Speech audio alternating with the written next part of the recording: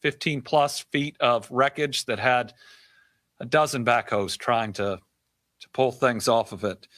There was no way at the time to know how many individuals made it out. So we very much hope that that is true. We have opened up our state parks for housing for impacted families. Pennyrile is already full. I think we have 100 plus adults and a lot of kids that are out there. We're going to guarantee at least 2 weeks of stay. There may be other options by the end of that, but we're not going to let any of our folks go homeless. We currently have distressed families at Kinlake and Kentucky Dam Village.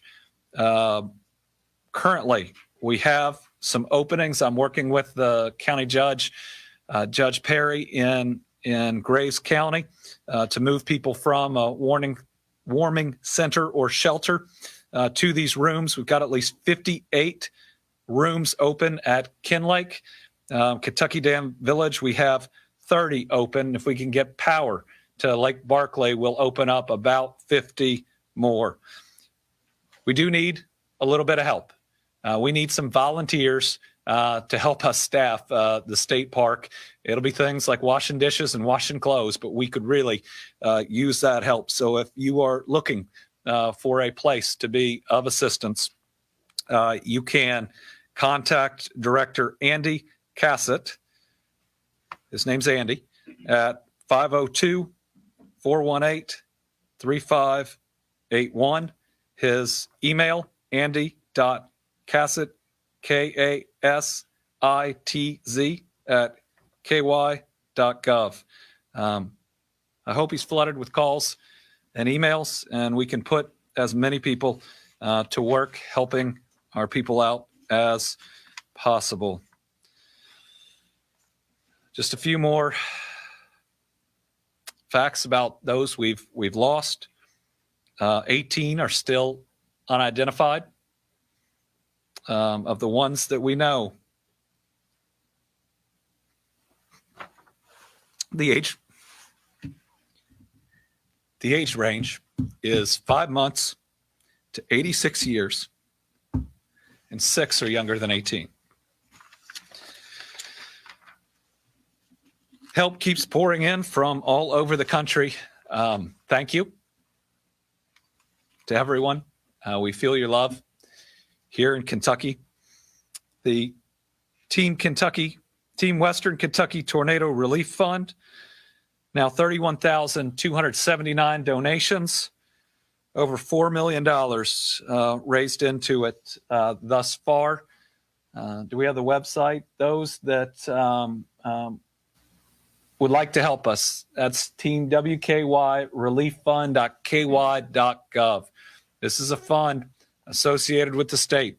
We're going to be fully transparent on how it is spent. There will be no administrative fees taken out of it. All of it is going to go to help these families.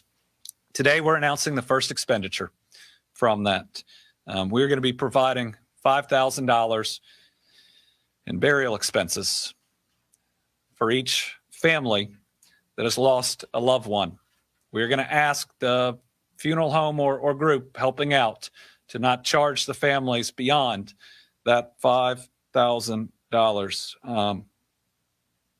We at least have to be able to grieve together, and no one's going to have to apply. We're going to work with our vital statistics group for everyone who's been identified, and we're going to work to reach out and contact those families directly.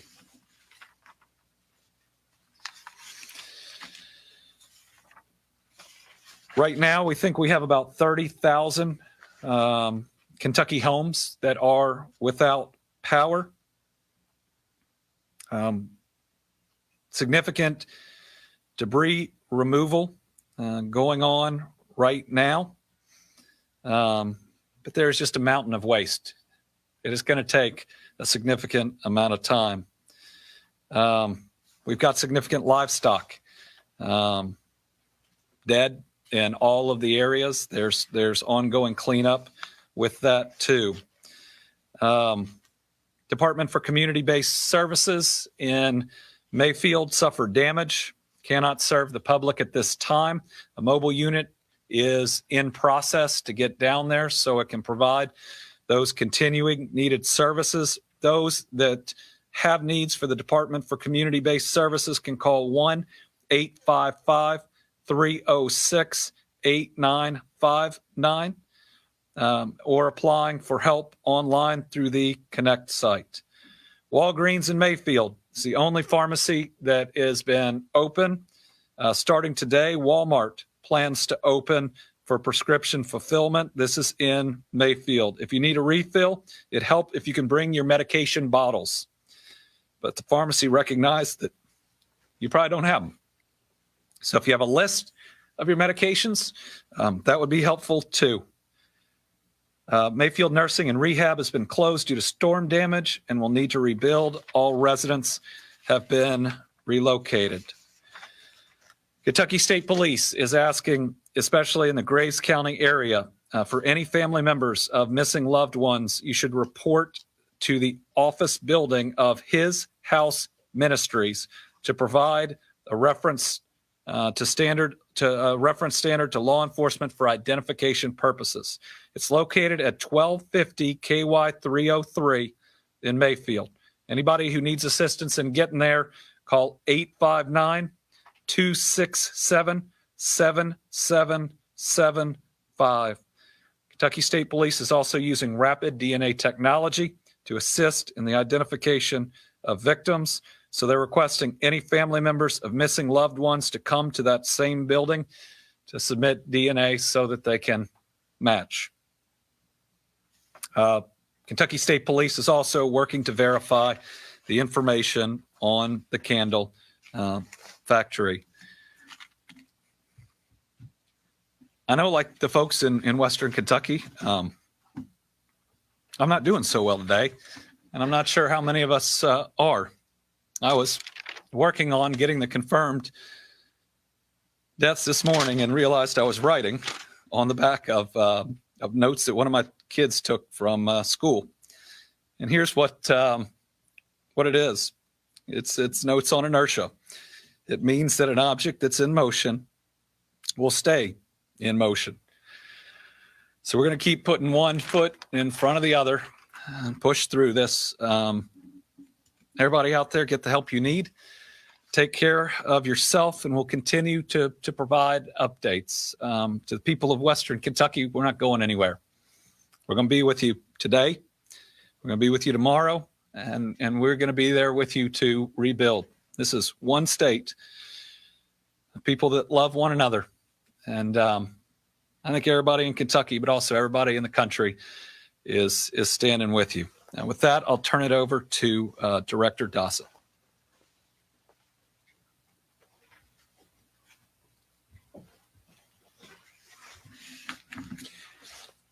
Thank you, Governor, and good morning. So I'm going to give you an overall update of operations. The state EOC is in operation at level 3. We have an extraordinary complement of state and federal personnel, probably numbering 80 to 100 right now. These folks will be on duty each day and every day, including the weekends, to answer the requests from our counties and to render assistance. So we have representatives from the Kentucky Transportation Cabinet, the National Guard, forestry, law enforcement, energy sector, sheltering, volunteer organization, parks, Red Cross. We've established an aircraft command and control section for overflights to survey the damage. So now I'll go into some of the power numbers. And Governor, there's been some good news. Within the last 10 minutes, the numbers dropped again. We are literally at 28,531 outages as of this moment. This is a remarkable outcome when you look at the damage that has been impacted across our Commonwealth. So approximately 95% of potentially impacted power lines have been assessed. That's a big thing. In most of these events, the power companies can't get to the lines even to perform the assessments. So 95% have been completed. Now, there's some bad news with the good news. There are still 29 transmission lines. These are the lines that feed from the power plants. If you recall, in the ice storm, you saw collapse of these massive towers that run across our state. We have had that, and the restoration will be weeks to months for these. So we'll have a small number that feed off these transmission lines that are still out. We have at least 97 power structures damaged. Several local power companies have extensive damage to their own distribution systems, and they're underway, certainly. Mutual aid crews from across other states are arriving daily. We have, and this is just an estimate of 3 companies, and we have a number of them, and I'll go through them. We have 8,000 power poles. These are the ones in your neighborhood that are down. They have to be dug, replaced, wire strung, so it's a massive effort. 8 of the most impacted local power companies: West Kentucky Rural Electric Cooperative, Lexington Electric, Nashville Electric, Memphis Light Gas and Water, Warren Rural Electric, Murray Electric, Bowling Green Municipality, and Mayfield Electric. So we have water systems also impacted. 3 systems currently not operational with 10,400 customers.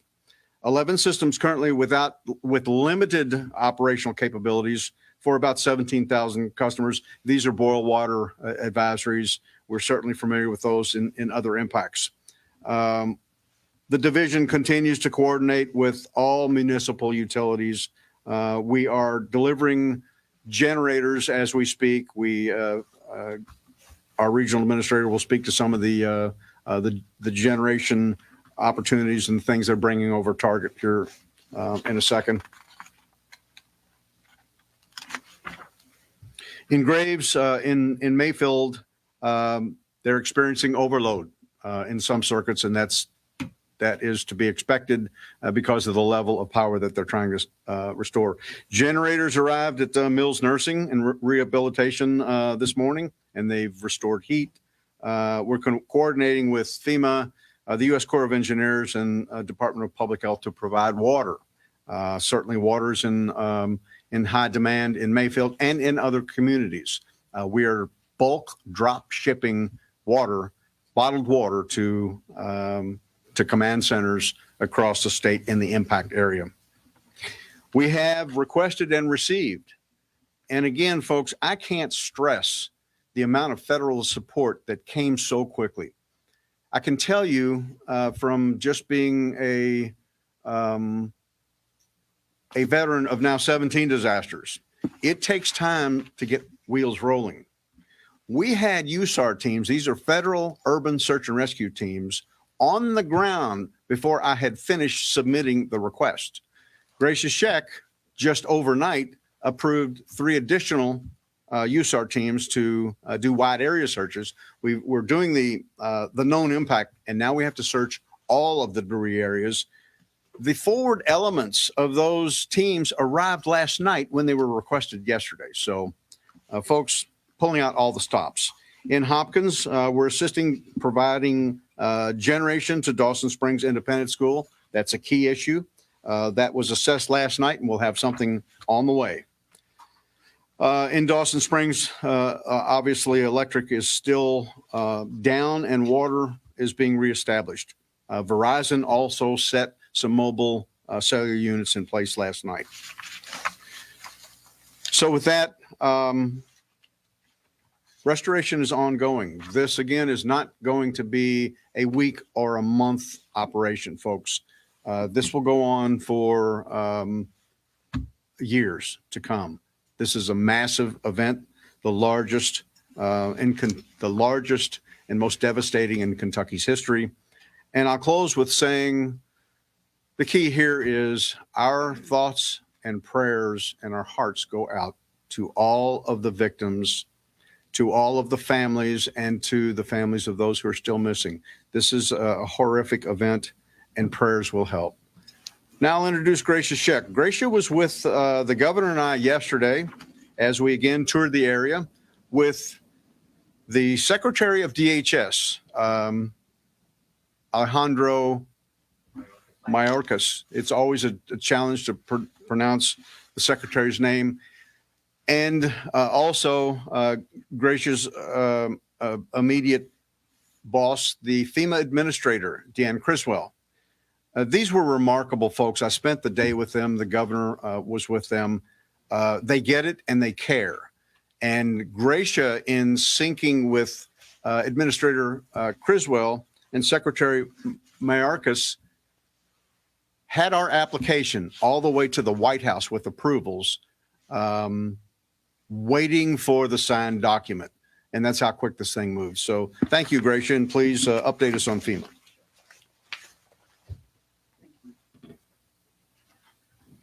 Governor, Director Dossett, thank you. Yesterday meant so much to the secretary, to the administrator, to really see, and as they said, the pictures didn't do anything what we saw on the ground, and such an impact. And as Director Dossett said, our hearts and prayers and thoughts go to the families, for the families who lost loved ones, for the families who suffered such incredible damages from what we saw. And last night, as you heard, the president did declare a major declaration, and this included 8 counties, and I'll read those counties off. It is for Caldwell, Fulton, Graves, Hopkins, Marshall, Muhlenberg, Taylor, and Warren counties. And that's just the beginning. We will work with the state on identifying other counties to get them added on. What this means is that there is assistance for individuals, for homeowners, for renters. They need to apply for FEMA assistance. The administrator did say yesterday, the first line of defense is insurance. Make sure if you have insurance, that is you've already called them. But we also encourage everyone to apply for FEMA assistance. And that comes in various ways. And I know we've given the slide to the governor's office, so we'll make sure that gets out there into the media. You can go to the app, you can apply online at disaster assistance. I'll probably make it easier, I'm sorry. disasterassistance.gov. One word, disasterassistance.gov. Or you can call the FEMA hotline at 1-800-621-FEMA, and that's 1-800-621-3362. We will have people out. Their disaster survivor assistance teams, they're going to be out in those counties that have been declared. And we may even have people as soon as today. I will get an update of that. But you'll see them. They'll be in FEMA shirts. They'll have a FEMA ID, and they'll be carrying an iPad. They're going to go door to door. They're going to go where they see people working on their homes and try to get them registered, and making sure that they're already into that system.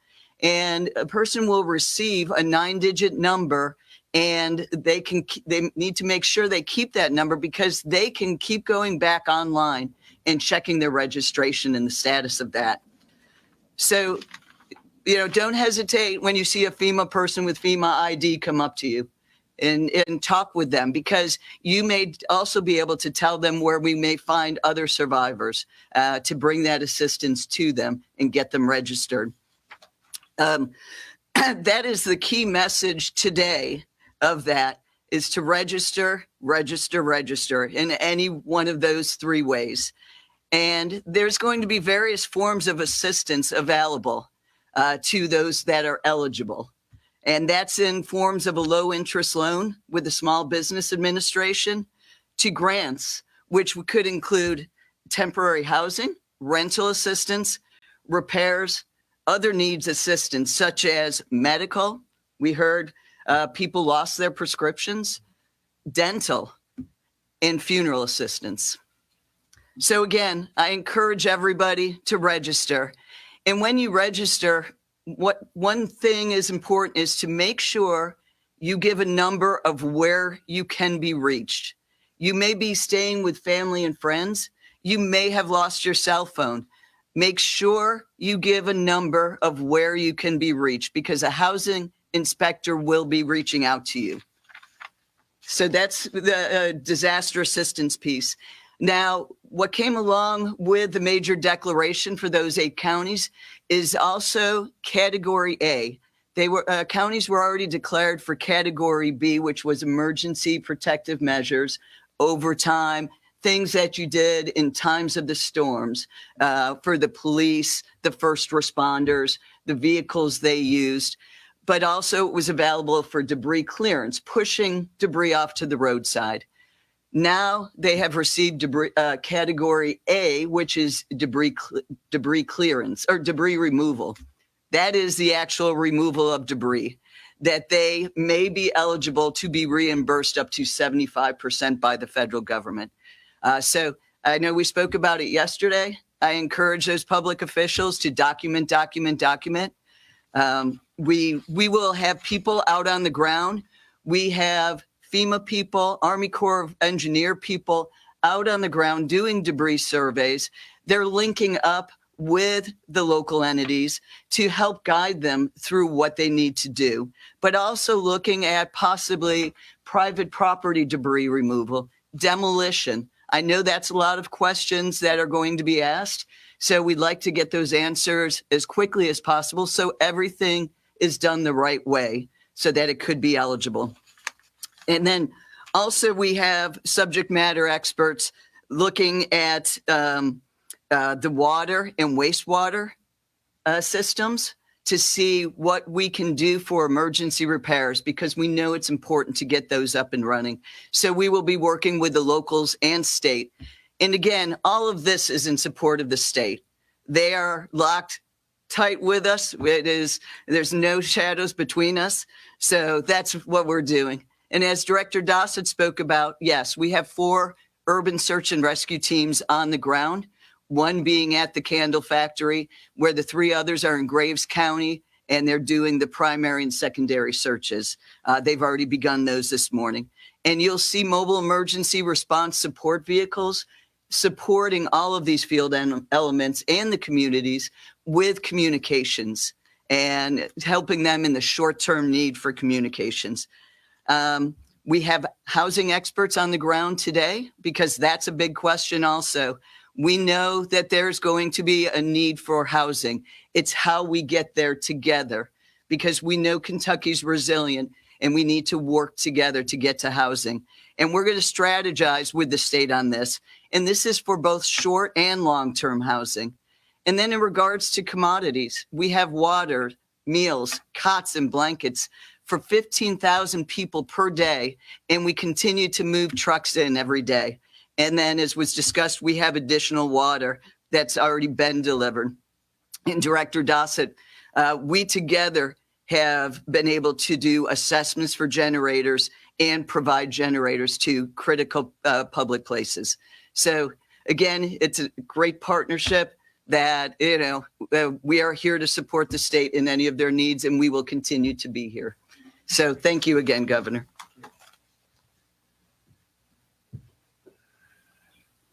All right. We'll open it up to questions. We've got 5 that are here with us today, 5 journalists and others on the line. So we'll start with Georgia MacArthur. Okay, we'll go to Carolina. Governor, your voice is shaking this morning. You nearly broke down. You were announcing some of the ages. How are you feeling? How are the people of Western Kentucky feeling, the ones that you've seen? Just how is everyone doing? People of Western Kentucky have gone through an unspeakable trauma. I mean, it's traumatic. Even being there helping. You go from grief to shock to being resolute, span of 10 minutes, and then you go back. It's hard to understand how something like this or why something like this happens. It is just awful. And the people who lost everything but are still here with us, it's hard to think of them as lucky, but this is really hard. But we're going to make it. We put one foot in front of the other, make sure we have the inertia, and we'll rebuild. There's going to be grief.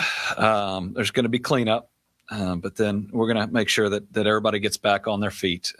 We do have a lot of support out there. I mean, the whole country is calling and trying to help. Actually, one of the biggest challenges we have in these counties is too much in many ways, how to coordinate an unprecedented amount of goods and of volunteers. And, you know, but there's a lot of love out there. Bill? Have you heard from the president on when he might be in Kentucky to tour the damage? We have heard that the president is coming to Kentucky, and we are working to coordinate a visit. We don't have any details yet about it, but President Biden called me 3 times on Saturday, and you know has moved faster than we've ever seen on getting us the aid we need. We will welcome him here. We will thank him for his help, and sadly, we'll show him the worst tornado damage imaginable, certainly the worst in our history. Tom. Thank you, Governor. I'll throw 3 quick ones at you. Are we going to have more Kentucky Guard members activated? Will the housing that FEMA helps with, will that include the trailers that we remember, like from Katrina and what have you? And can you, for clarification's sake, explain what a reference standard is? Most people don't understand what that is. Is that DNA? Is it photos? Is it? So they're going to need the Kentucky State Police, if you're missing a loved one, are going to need information, photos, whatever you can bring about your loved one that would help identify them. I'd bring, you know, as much as you can, and then they're going to take a DNA sample from you if you are related to them, probably for the worst case of the worst. And we still have unidentified bodies. We will call out as many National Guard as are needed. We in many ways, it's almost limitation by equipment, right? Because what is needed, there is still search and rescue going on, but at some point that will switch to debris removal. We're assisting in some law enforcement capacities, but as power gets back up, that'll probably change too. If we need more, we'll have more. And what was the last one? Oh, FEMA housing. So FEMA housing is an ongoing conversation. We want to make sure that we get the most effective form. I think there's RVs. I think that there are, the type that you referenced. One thing FEMA's learned about us, though, is we take care of us. And people have opened up their homes already. And every time a house has power that comes back on, it's not just one family that's going to it. It's them and all their friends and maybe somebody they met just the day before. Kiati? Good morning, Governor. Good morning. As we're learning new details this morning from the candle factory, going forward, will you have any recommendations on procedures or different scenarios that could take place if another event like this could take place in the future? Well, it's too early in where we are to know any changes that ought to be made in the future. I believe that this is going to end up being an E5 tornado, which you can have the warnings, but what do, right? The homes this hit, if you haven't been down there, it didn't take the roof off. That's what we're used to seeing with tornadoes, right? That if you get to your safe place, you're safe. You get to the basement, you're safe. There's no safe place when you get hit by something like this. I'm sure that we will look at what procedures the facility had. That's natural, but it's still too early, and we may well have to live with the idea that some storms are so powerful that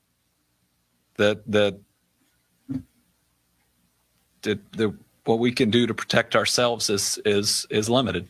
I really hope the information is correct and is verified, because if 94 folks are safe and accounted for, that's the miracle we've been hoping for a couple of days. Very first place I went was that factory, and the 94 must have been folks that had left before, because it's hard to imagine surviving once it hit. Do you have one more? I do. Okay. Today, December 13th, 14th, 1 year ago, we watched vaccines arrive to Kentucky. Yeah. We're still in a pandemic while this crisis in Western Kentucky across the state is impacting us. 1 year later, just your thoughts right now with what's going on with Kentucky. It's hard. We've had a pandemic the last 2 years. We've had a historic ice storm. We had flooding that had some of our eastern Kentucky towns underwater, and now we have this. We'll push through all of it because we don't have a choice, and we're strong enough to do it. John Boyle, WFPL. Hi, Governor. I wanted to speak specifically about the candle factory. Obviously, that's a big development if it does turn out to be true. And I know you guys are working on confirming it, but I wanted to get a sense from you, how confident the state is in that information at this point in the process, and then a little bit of, I guess, specific details on the ways you guys are working through it to verify that this information is correct. So we're verifying the information. So I don't have a level of confidence yet. This is information provided directly by the company. Kentucky State Police is working through the list of individuals they found. We just want to make sure they are okay, and then we need to proof whatever documentation it would take to establish the number of people who were there that we have to account for. We believe it's 110. We just want to make sure. So I can't give you a level of confidence, but this is the information the company's providing, and so I want to provide it to the public, and very much hope that it's true. I think the company has also pledged to cover funeral expenses of their families. Jack Bramer from the Herald Leader. Governor, of the 64 people confirmed dead, do you know how many have been identified? And of the 105 Kentuckians unaccounted for, do you have a county by county breakdown of those folks? I don't have a county by county breakdown with me now. We will work on getting that. And remember, that's fluid because people have to report somebody as missing. So 18 of the 64, to my knowledge, are unidentified. So I'm not going to try to do math up here, but if you do the subtraction there, you'll get the identification. WDRB.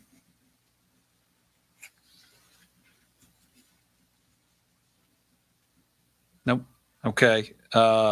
Newsy.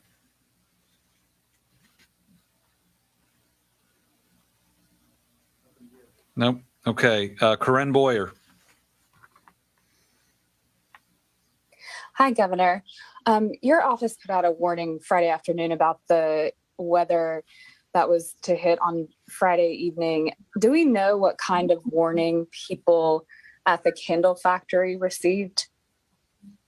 Well, the information was absolutely out in the public about a strong set of storms that could produce tornadoes. We knew we were going to have a significant weather event. But you can stand in the middle of Mayfield, and I don't think anyone could have predicted something as devastating as this is. I do believe there were warnings. I believe for days people were advised. I don't fault warning systems. I don't fault training. I don't know about the procedures in the candle factory, and don't have any reason to fault that either. I mean, how do you tell people that there's going to be one of the most powerful tornadoes in history and it's going to come directly through your building? It's another reason it just makes it really hard. It's the why is an answer that we'll get one day, but not one I think that we'll get on this earth. Debbie Yetter, the Courier-Journal.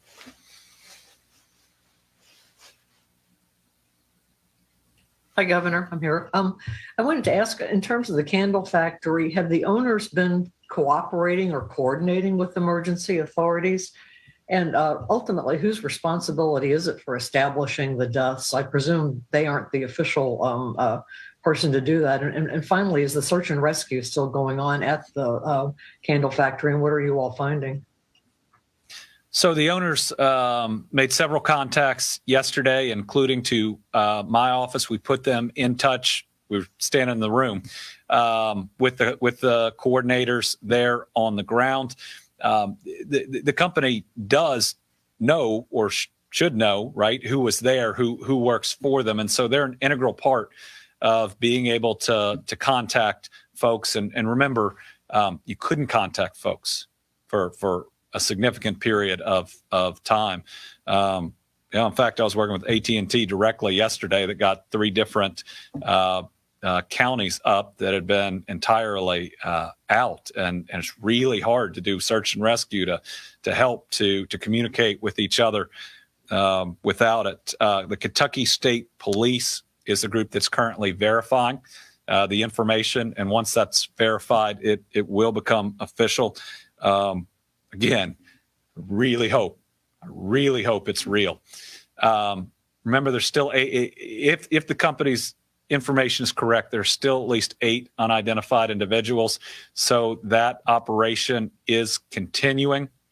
Right now, it's pretty much 2 12-hour shifts. One Louisville and one Lexington are managing. They sent down some incredible folks, well trained for it. They're coordinating with Mayfield's fire chief. Both the fire chief and the police chief in Mayfield are doing a phenomenal job. Police chief talked yesterday about how he had to take time to figure out which of his officers have homes anymore, that they'd been running for 36 hours before they could breathe and say, do you have any place to go home to rest? But the fire chief specifically wanted to thank Lexington and Louisville, and so many others out there. But the mayors of both those towns have reached out, have said, what do you need? Put them in direct contact with others. But everybody out there, I mean, when I was in Dawson, most of the volunteers were from Madisonville, which had been spared and had come to help. Jen Bellissimo from Fox 17.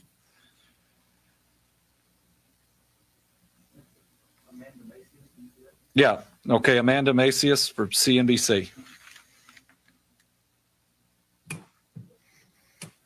Hi, thank you so much for doing this. I wanted to ask about the initial cost assessments for the damage to your state, and if you think you have enough of the financial assistance or you may potentially need more.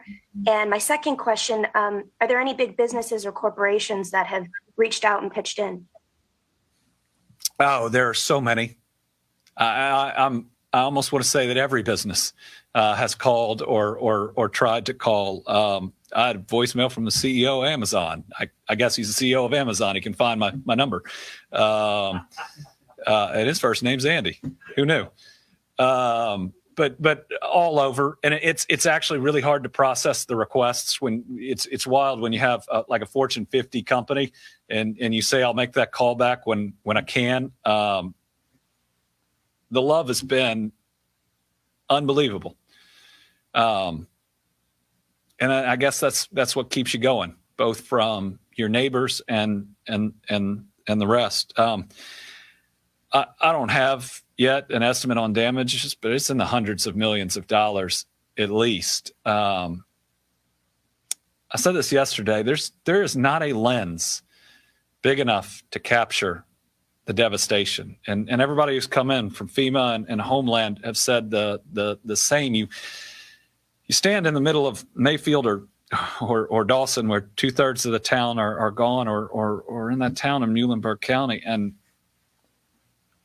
it's almost crushing how it feels. But again, whatever the cost, I know our federal partners are there with us. We will spare no expense by the state. I'm going to spend as much of today as I can ensuring, whether it's state parks or others, that we've got a warm place for our families to sleep. And then turning tomorrow or the next day, I'm going to make sure that we come together to make sure these families can celebrate Christmas too. We lost some kids, and we have some kids that lost their homes. And at this time of year, especially as a person of faith, I want to make sure that we can be there for them. And I know now I said that there's going to be another round of support that comes out there. All right. I appreciate it. Oh, Karen Czar. Karen, last question, because this is about all I can do. Thanks, Governor. I apologize. I actually have to. Thank you to you and thank you to your team for getting us info so quickly over the weekend. First, to citizens who want to go in and help, I know you had said it's best for people to stay away, but are there any types of expertise where it would be a help and not a hindrance? And then the second question is, obviously, this also brings out the worst in people. We've seen some of the best, but how do you identify and report scams? Thank you.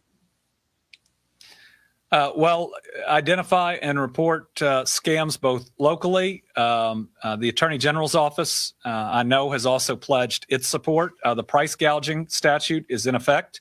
That's also the Attorney General's office. So report to them if all of a sudden gas goes through the roof or building materials go through the roof.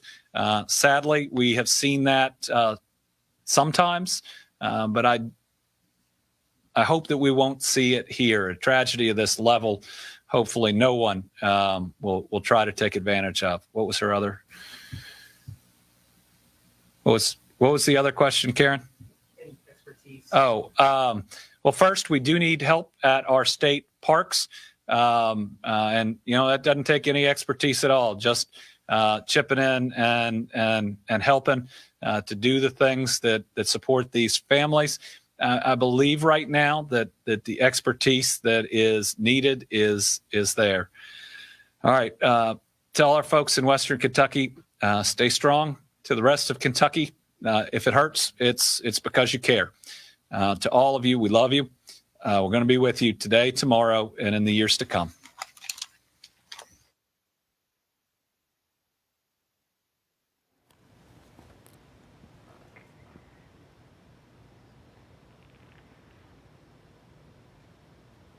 So we've just been listening to Kentucky's Governor Andy Beshear sort of give us the latest on the rescue and recovery efforts in his state.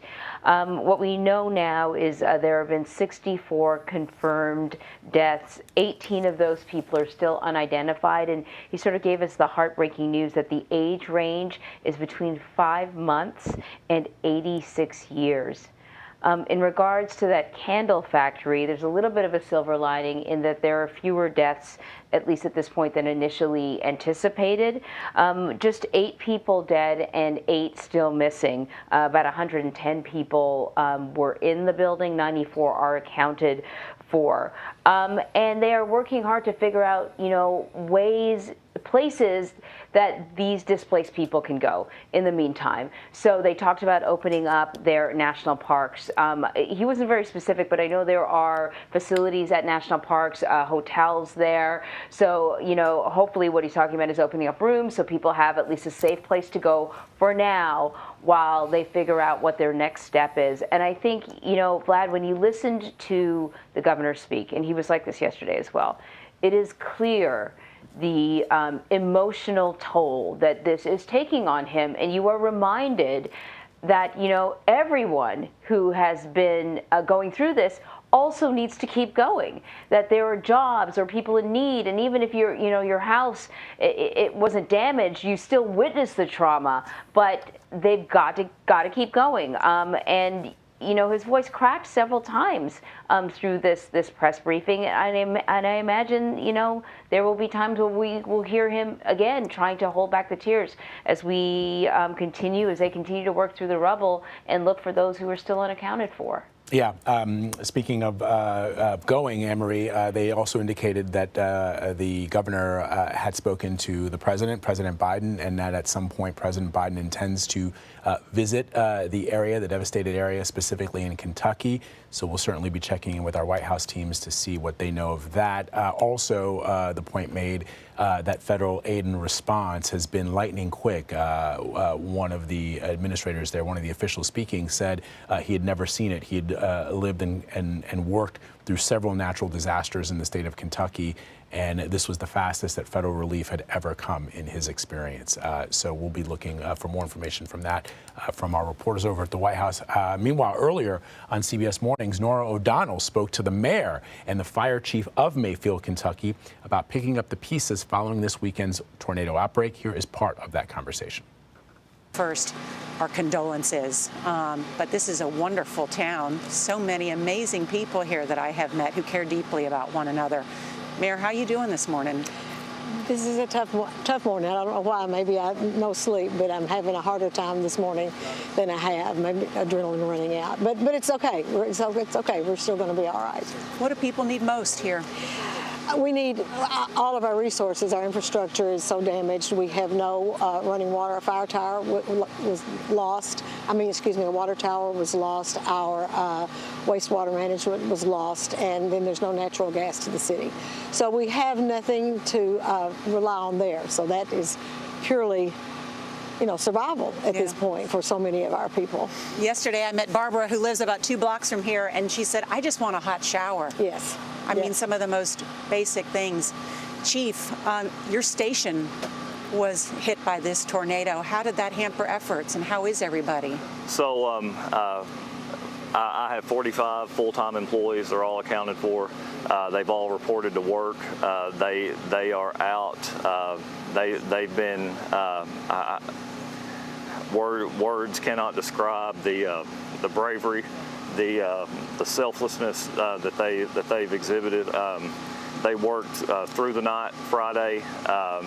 Operations. Our main station, Station 1, right next to City Hall. We were in the direct path of the tornado.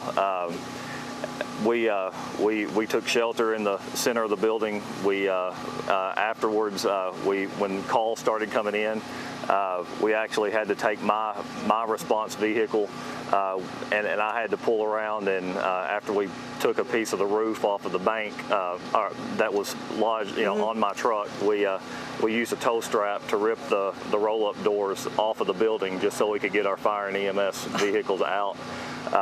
And then we had to try to navigate through all the debris on our up and down our streets. We were responding with ambulances with 3 and 4 flat tires. It was, words just can't describe. I know, it's just unimaginable. It's like this storm spared no one. No. Truly. I mean, these blocks in this neighborhood, I've never seen anything like it, and I have covered tornadoes before. And yet, Mayor, I talked to a couple, the Bright family, and they said they feel blessed because they're alive. We hear that. We all are truly blessed, and our hearts are with the ones who are not so blessed at this time. And it will be time very quickly to wrap our arms around them as they begin to somehow, and I just thought about this yesterday, we're going to have to bury people. And City Hall is where our cemeteries are city-owned. We can't get in our offices. Our city hall's completely compromised, and we hope to have that remedied next week with mobile offices. I keep thinking about, Mayor, too, Christmas is just weeks away. I keep forgetting that. Yeah. So many people were hoping to spend time with family and gather in their homes, and there are no homes left, Chief.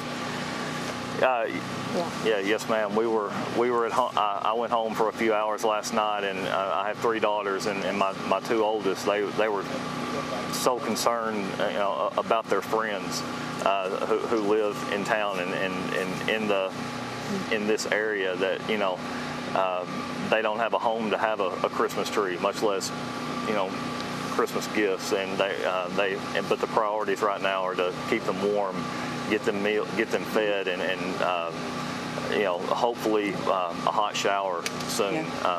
They're just those primary needs are the focus right now for our citizens. Well, Chief, to your entire department, all the first responders, thank you so much, Mayor.